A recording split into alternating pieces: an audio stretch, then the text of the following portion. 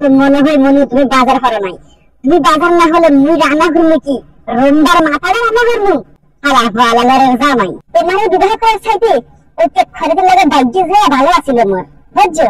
হালার হালার এরে শালার বলবো, তুই জানোস তুই বাজারের জিনিসপত্রের যে দাম, খালি তো হারো দেখ করি হাতের মতো খাই খাটো করে বড় বানাইতে। আর কি হারস তুই রে বাবারে? শোন না, আরে কত দোকান তুমি পড়া খাইতো, নিজে হানা জাগা কুত্তা হানে বাগা, কত জন কইছে আর কাগা।